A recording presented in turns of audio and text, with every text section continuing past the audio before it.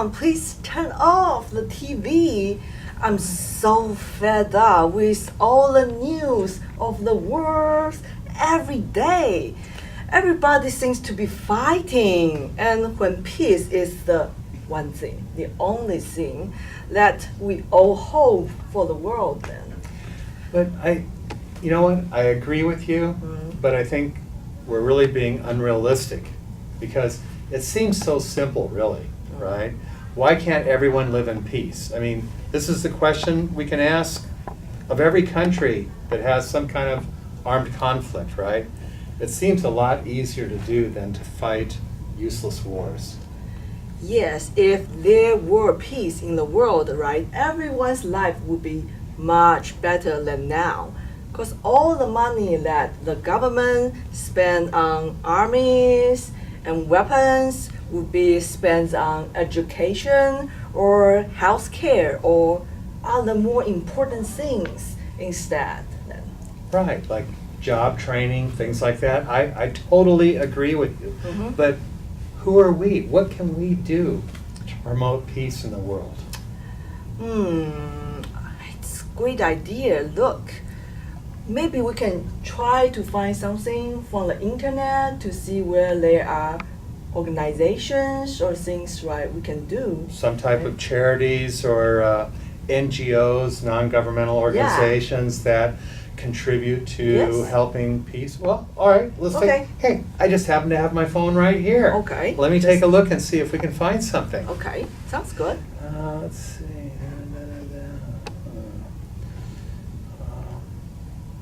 I'm still looking, hold on. Okay. Yeah, maybe it's the connection here, but I think I found one. It's called Peace Direct. Okay. And they're running a project in Israel that brings together singers and musicians from Israel and Palestine, right? Wow, that sounds so cool. So how does that help actually to bring peace to that region then? Well, it starts kind of like at a grassroots level. You know, music is part of a worldwide culture, right? So it promotes trust and understanding between both sides. And these are two enemies that have been at each other's throats for so many years. But we just have to take step by step, right? They organize music workshops, they do camps and performances so that people can engage better with each other and use their voices to help spread the message of peace. That sounds good. And do you find anything in Pakistan? I heard, well, that maybe religions, right, like religious extremism and maybe violence is a major problem there. Yeah, hold on, I'm looking right now. Okay. Yeah, I found one here. Now here's a really interesting one. Okay. There's a group in Pakistan, and it's led by a girl who's only 16 years old. And what she does is she works with a group of school friends to change the lives of young women. Because, you know, in that society, women are seen really as property and second-class citizens, and so they have almost no rights, right? But she helps them to learn about how to focus on reducing the amount of violence and extremism against women, right? Wow, that's really good. Yeah. It's great. So how about Africa? Is there anything going on, projects in Africa? Okay, hold on, let me check. Oh, you know, I've got such a fast connection here. I found one in Burundi. And the interesting thing about Burundi is that 65% of the population is under the age of 20. Wow. And so there's a great opportunity for youth to become engaged in promoting peace in the country and spreading the word about how we can build peace and democracy in the country. So do you know how they do that in Burundi? Do they set up clubs in schools or other stuff? You're absolutely right. They do that because this is where the kids all come together. They can see each other on a daily basis, and they set up these clubs where they can learn the skills that they need to have so they can resist political violence and other types of violence as well, and develop their own practical ideas on how to achieve a more peaceful, tolerant, and democratic society. They share this information with their friends and family. They can do it through TV shows and radio shows, things like that. So I've heard there should be another program in Somalia. So I heard that Somalia is one of the most dangerous and the poorest country in the world. So is anything going on there? Yeah, as a matter of fact, in Somalia, even when the American Army went in there, they didn't do well. They left, right? Because there's so many tribal regions, and there's warlords that are in charge of different areas, and even so, they have different kind of cultures there as well. So what they do, though, is they train young men in how to resolve any kind of conflicts, right? So they learn about conflict resolution, and so that they can bring the parties together, the ones that have the disagreements, and try to work out an equitable solution to resolve whatever conflict they have through a non-violent way. So, well, it sounds like we have got that kind of change that we would really like to see. So people can really take practical actions then. So people can really take these kind of actions at the grassroots level. So then we can really make a difference, I guess, right, to make people's life better then. Right. We can start to talk to our friends and families. We can make donations to different organizations that promote peace in the world, and hopefully one of these days we'll have a better place that we can live in. Sounds good. Yeah. All right. Okay. Great.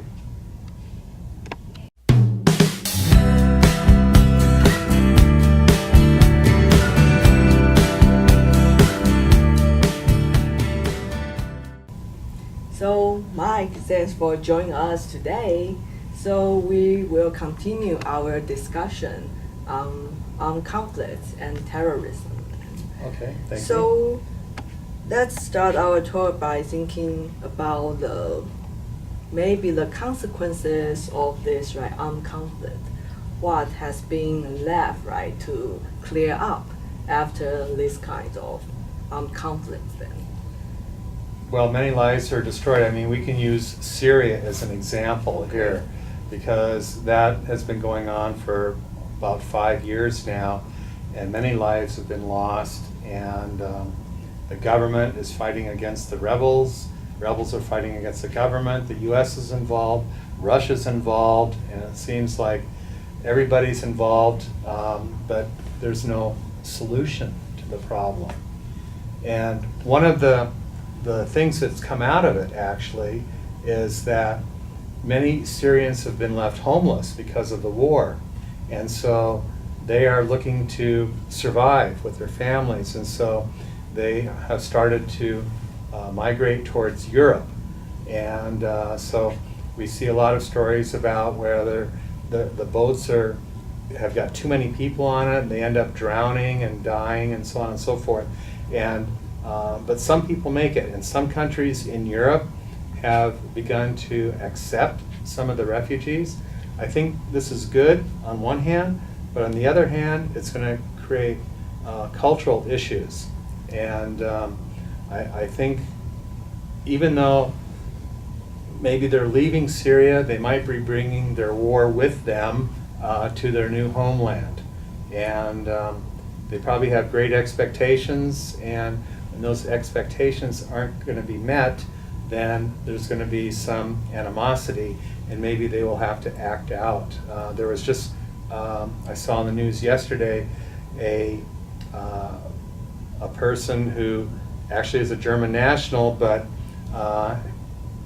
is of the Islamic faith, stabbed a couple of people outside a Munich train station, and was yelling the Allahu Akbar. Please don't take my pronunciation for real, but these things are going to happen, right? Yeah, And so I think, Michael, you mentioned something really meaningful and really serious that we should think more about. The first thing is that, well, you say that both the USA and the Russian get involved in the war. So actually we need to think when we talk about this conflict, then who are the suppliers of these arms, right, this weapon? And we will find out that the United States, the Russia, and China would be the major supplier of the weapon. So they are not solving the problems. They are, to put that another way, they are actually the troublemaker who started all the problems. Right. Then. And the other thing is that when people get involved in the war, any kind of war, people will be the ones who suffered under different kinds of wars. Of course. And when you look at this, if you see it from a different perspective, the US and Russia have always been enemies as well, although at times more,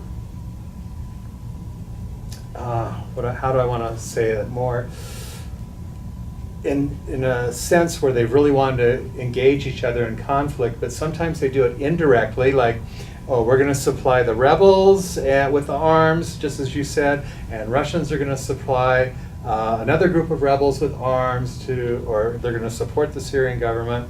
And so it's kind of an indirect war between the US and Russia too, but it's fought on somebody else's home soil. Yes, and when it's a kind of civil war, right, all the people in that country, whether they are supporting this side or they are against this side, they both get involved and get hurt or suffered under this kind of situation. Right. So, Michael, you also say you also joined the army, and what's your ideas and feelings? Well, it's interesting. I was in the U.S. Army for 1 year, 7 months, and 6 days, because we always count the time. And I was stationed in Nuremberg, Germany. And Nuremberg was actually the home of where Hitler made many of his speeches during World War II. And I lived in a place called Südkaserne, or it was also known as Merrill Barracks.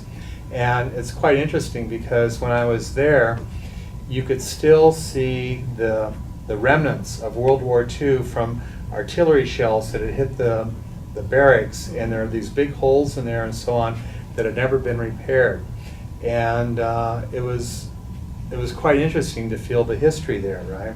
And then near that Merrill Barracks is a place called Dutzendijk, and that's where Hitler made many of his speeches to the German people during that time. So I really felt like I was kind of a part of history, like in a living museum or so, and I could really see what was going on.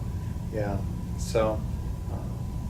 So that's your observation of Germany, right? And also those maybe historical sites, right, after any kind of war.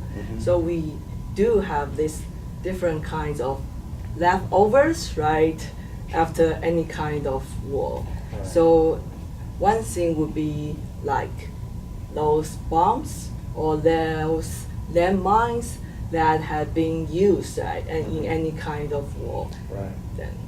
Because, as you said, mines, I think, are extremely dangerous, right? And regardless of where there's armed conflict in the world, mines are used, landmines are used, and people will step on them, and they lose an arm or a leg, or even worse, they lose their lives.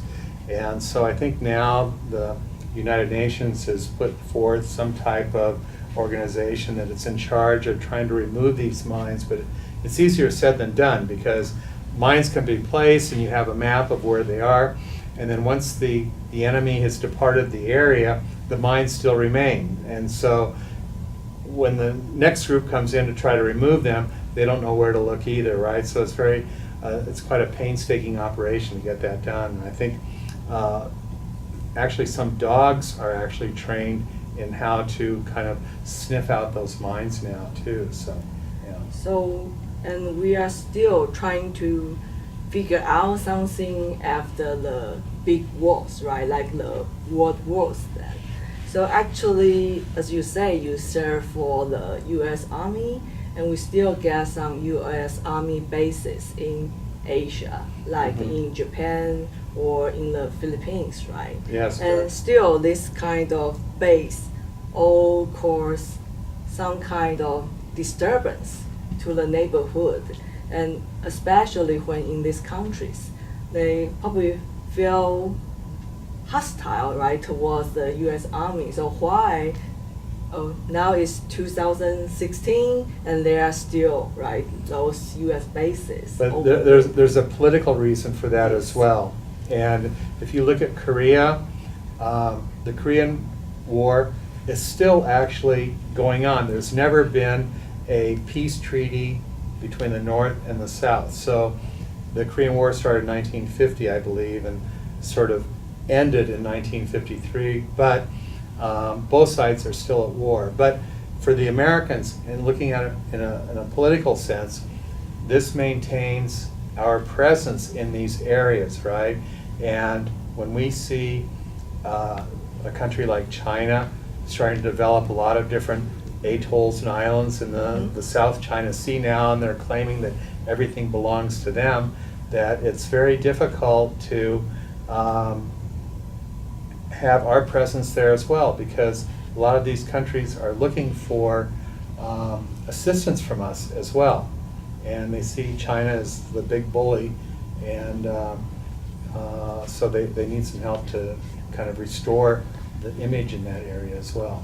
So since, Michael, you mentioned that, it reminds me a story that I heard from my previous instructor.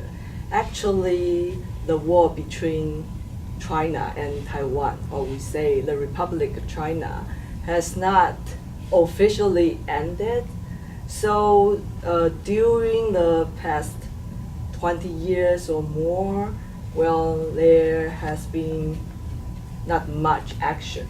But before that, well, they will send soldiers, they will bomb, right, some nearby islands in Taiwan. So in Jinmen area, actually one of my instructor's best friend, they say that, well, in one night, he just caught one Chinese soldier, and he needed to kill that soldier. But after that, he finds a picture of that soldier's family in his pocket. So that person, the Taiwanese, felt really upset. But if he did not do that, that will be that Chinese soldier finding his family's picture in his pocket. So that kind of civil war is really harmful to everybody. It's very harmful, and it's the people who suffer are the ones at the bottom, right? Yes. The ones who make all the decisions, they're safe up in their ivory towers, and they don't have to worry, and they just direct everybody on what to do, and that's it. Yeah. So I think our hope would be there will not be any kind of war, and so everyone will not to serve for the army and can live a better life peacefully. I agree. I hope so. All right, let's hope for that. Okay, All right, good. Thank you. thank you.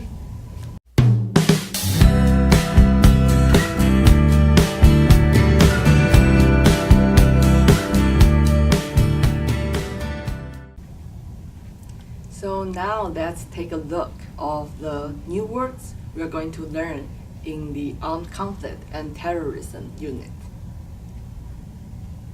The first one is civilian. Can be used as a noun or an adjective. The Chinese definition is 平民. And this is a person who is not in the armed services or the police force. An example of how to use this word in a sentence would be, the bomb injured 12 civilians. Violation is a noun. The Chinese definition is 违反. The English definition would be doing something that is not allowed by a law or rule, or ignoring a person's rights. The example, the group monitors human rights violations. Okay, the next word is torture. It can be used as a verb or a noun. The Chinese definition is 折磨. And it's the act of causing severe physical pain as a form of punishment or as a way to force someone to do or say something. An example of how to use this word in a sentence is, the torture of prisoners is illegal. Our next word, rape, can be used as a verb or a noun. The Chinese definition is 强暴. The English definition, to force someone to have sex by using violence or the threat of using violence. The example, he is accused of raping the girl.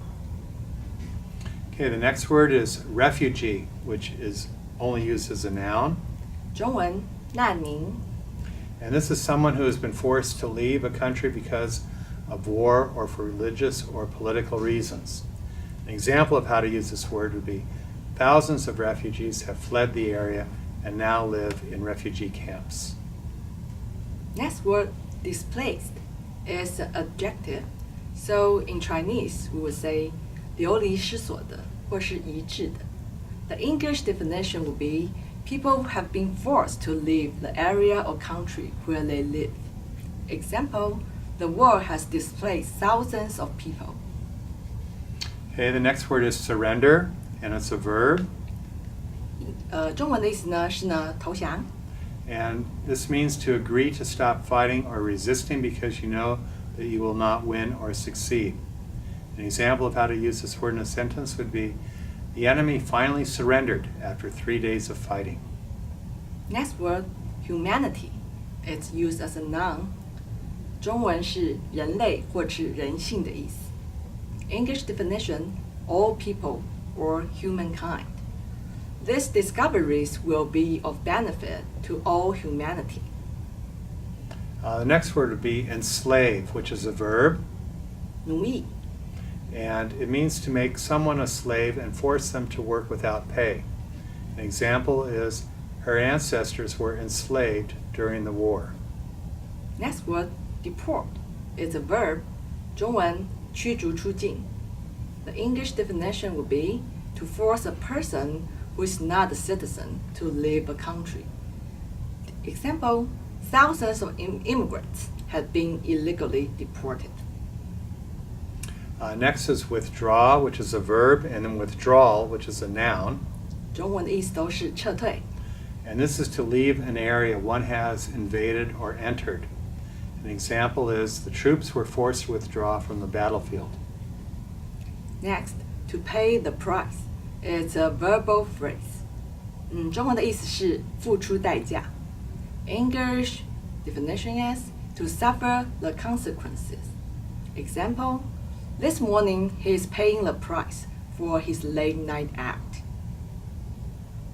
Next one is violence. It's a noun. 中文是暴力.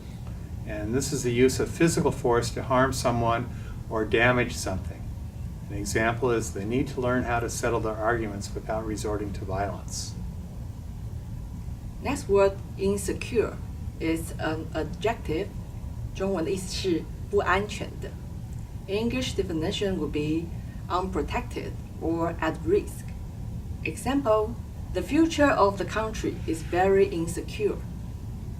Next is mitigate. It's a verb, and it's to make something less severe, harmful, or painful. An example is, emergency funds are being provided to help mitigate the effects of the disaster. 中文的意思是减轻哦. The next word is war-torn. It's an adjective.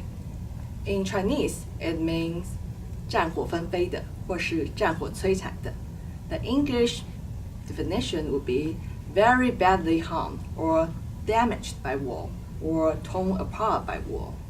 So the example is, a war-torn country needs a lot of financial help. Okay, next is mediate, and it's a verb. 中文的意思是调解. And it means to work with opposing sides in an argument or dispute in order to reach an agreement. Negotiators are trying to mediate a ceasefire. Next word, sanctions. So it's a plural form of a noun. 中文的意思是制裁。Well, in English, it means actions to force a country to obey international laws by limiting or stopping trade with that country, or by not allowing economic aid for that country, etc. This kind of actions. Well, the example, the United Nations has decided to impose trade and economic sanctions on that country. Next is atrocity, which is a noun, 中文的意思是暴行， and it's a very cruel or terrible act or action. An example is atrocities were committed by both forces on both sides of the conflict. Next word, activist. It's a noun. 如果呢中文呢我们要讲的话，通常是说社会运动参与者。The English definition would be a person who uses or supports strong actions, such as public protest, to help make changes in politics or society. Our example would be anti-war activists were protesting in the streets. So we just review the 20 new words we learned. So now we get 2 questions to test whether you learn these words then. So Michael, can you do the first question? Okay, question number 1. Those Taiwanese who think they live in a or an blank society are against death penalty abolition. So what would be the word that we want to put in there? So A is enslaved, B displaced, C torture, and D insecure. So please make your choice. And our next question. A sweet tooth will easily blah to the temptation of desserts. So again, we have 4 choices. A, surrender, B, activist, C, sanctions, and D, mediate. So which will be the correct answer? Okay, thank you for listening to us again today. So Thank you. Mike, nice to have you today. So thanks for watching us. We will see you next time. And thanks for having me as well. I enjoyed it.